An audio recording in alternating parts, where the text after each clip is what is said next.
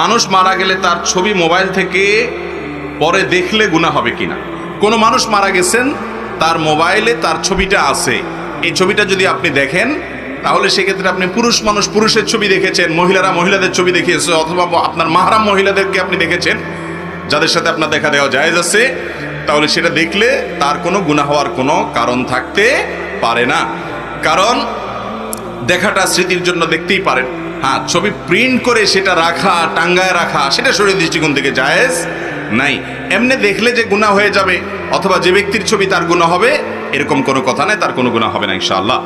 এরপরে প্রশ্ন হলো, আমি এক হিন্দু রুমমেটের সাথে থাকি, কখনো সে রান্না করে কখনো আমি রান্না করি, তার সাথে থাকা ও খাওয়ার ব্যাপারে ইসলাম কি বলে ও আমার আমলগত দিক কোনো ক্ষতির সম্ভাবনা আছে কিনা?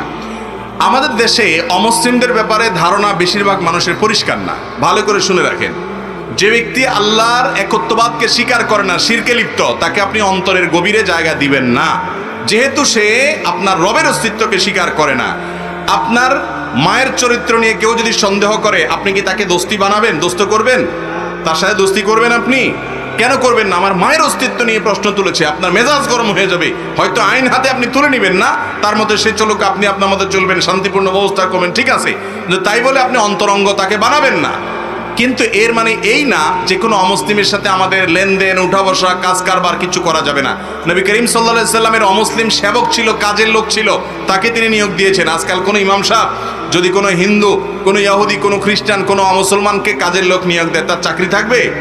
কারণ আমরা এটা বুঝি না, বাড়াবাড়ি করি।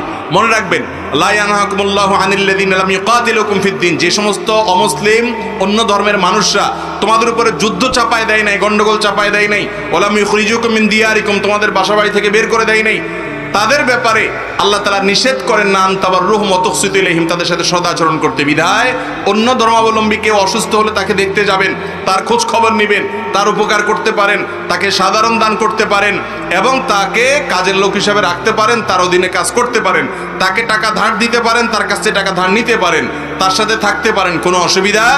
কিন্তু একসাথে এক রুমে বসবাস করতে করতে যদি আপনার শিরকের প্রতি দিয়ে আপনার মধ্যে শিরকে অপছন্দ করার যে বিষয়টি আপনার ইমানের দাবি, সেটা যদি আস্তে আস্তে দূর হয়ে যায়, তাহলে লক্ষণ খারাপ। বিধায় সেই ব্যাপারে সাবধান থাকতে হবে। এমনিতে উঠা বসা, কাজ কারবার করতে অসুবিধা। একসাথে রান্না বাড়া করলে সে যদি হালাল কিছু রাঁধে আপনি খেতে পারেন, বা আপনি যদি হালাল কিছু রান্না করেন সেও খেতে পারে।